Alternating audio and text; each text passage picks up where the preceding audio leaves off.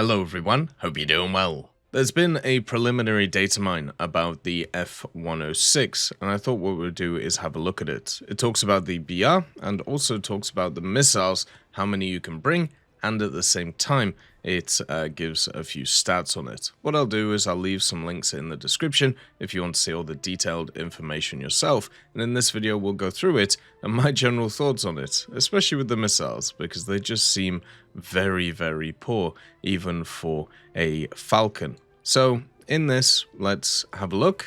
As always, if you enjoy the content, make sure to subscribe and also like the video. Let's get started.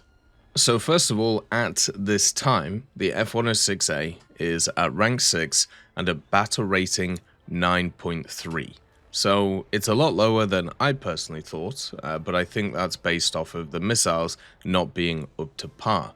You've got to remember, a 9.3 in most of the tech trees, there's some insane vehicles. The F-104A and also C sit there. You also have a bunch of MiG-19s and the Lightnings, so this is going to fit into that absolutely crazy area.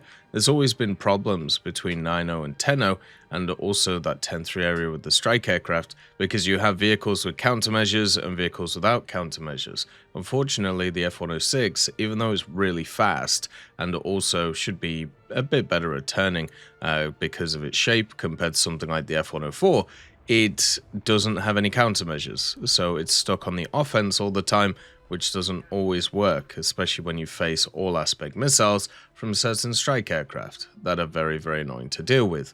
Now, the F-106 seems to have 5 pylons overall. One of the pylons is just for a drop tank, a 358-gallon one, and then the other 4 have the missiles. It doesn't seem to have any rockets, it doesn't seem to have any bombs, it doesn't seem to have any conventional weapons. The only ones that it gets are the AIM-4F and also the AIM-4G. These are the Super Falcons that we talked about before. Now what's interesting, on each of the hard points, you can basically mix and match. So you can either have 2 AIM-4s or two AIM-4Fs and 2 AIM-4Gs, or maybe 3 4Fs and 1 G. But once again, this could easily change going forward.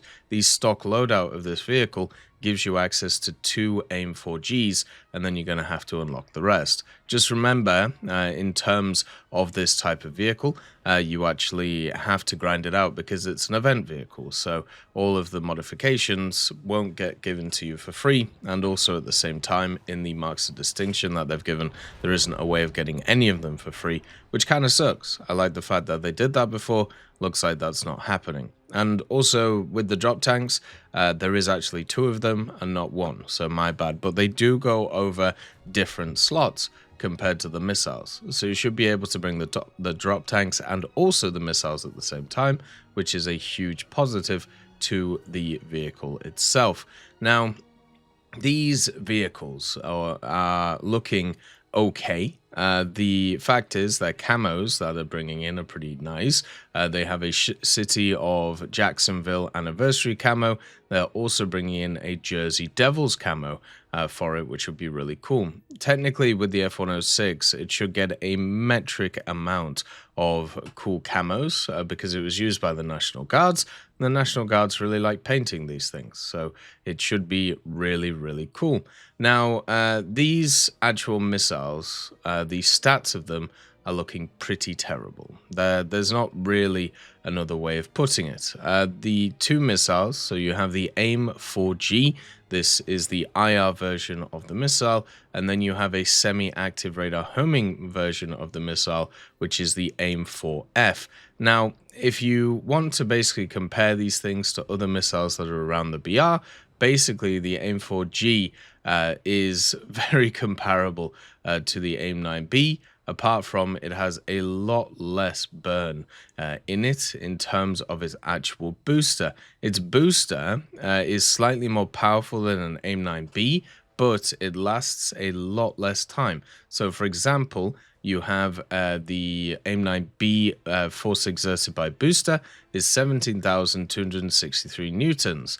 This lasts for 2.2 seconds. For the AIM-4G, you have 19,741, but it only lasts for 0.63 seconds. So you basically get an initial hammer. Then there's a sustainer which is attached to it, which actually makes it move a little bit more for 4 seconds, but it's a lot shorter than many of the others. It's also kind of interesting how when it comes to sustainers, there's only one other vehicle, one other missile that has an IR sustainer, and that is the R530E. But once again, that thing is a lot more powerful compared to this vehicle. So the AIM-4G is looking like a very, very short-range IR missile, and the big problem with it is it cannot, or it needs to impact the target in order to explode, which is just very, very annoying. It doesn't have a proximity fuse on it, and also at the same time, it has a lot less explosive mass compared to most of the other missiles, once again only having about half of the AIM-9B. So this thing will hit, it'll do damage, but at the same time, it needs to hit and will only have half the explosion. The other part, which is kind of fun, and obviously depending on how the radar is, this will matter quite a lot, you can actually slave it to the radar, which is something that means if you lock onto a target with the radar, then even though it's an IR missile, you can actually, basically target it from a different angle instead of the center.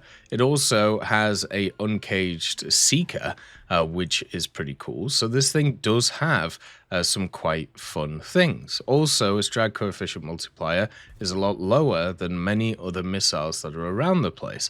So this missile is just weird. It's so different compared to everything that we've seen before in terms of how it's going to work. And I think out of the two, this one probably has the best chance of actually being useful. You're going to have to use the speed of the F-106 to get this thing going. And obviously, it is a IR missile. It's not an all-aspect missile. So basically, you're going to need a rear lock to be able to fire it. But the basic thing about this is at least it may have a bit of a chance. The semi-active radar homing missile is a bit of a joke compared to other semi-active radar homings. Basically, it has exactly the same stats as the IR one, but the only difference is that it has obviously a different tracking system. Semi-active radar homing means that what you have to do is you have to be able to lock onto the target with the radar, and then you can fire the missile at it. Now, usually with these, they actually have much longer burners. They also are able to kind of go further distances, but since the AIM-4F has exactly the same stats basically as the AIM-4G that I talked about before, it's not exactly in a great place to be able to do anything. If you have a look at the gimbal limit of it as well, it's 25 degrees, which is not great. It's basically the same as the AIM-70 Sparrow, which is a missile that is definitely not very good in terms of how it works. So it is similar to the maneuverability of the AIM-7C. Apart from it also has a lot less kind of burn to it compared to pretty much all of the other semi-active radar homing missiles. So the IR version of this, the AIM-4G, is a little bit closer compared to what we see in the game already, even though it still is very different in terms of its burn time. The AIM-4F, the semi-active version, you're going to have to get very close to enemies and just hope for the best in order to be able to take them out. So I'm really intrigued to see how these missiles work. Unfortunately, right now, the model for everything isn't available, but hopefully it will be soon. And maybe we'll see it over the weekend, or maybe we'll see it at the start of next week, which is a little bit more kind of standard when it comes to these things. But it's nice to get some info about the missiles, and also about the BR of this thing.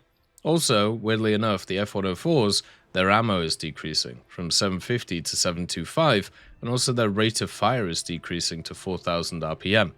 Kind of odd, since they've been in the game for a while, but who knows? Maybe there's been a new piece of information about them. As always, I hope you have a wonderful day. Let me know your thoughts on the F-106, and I'll see you next time.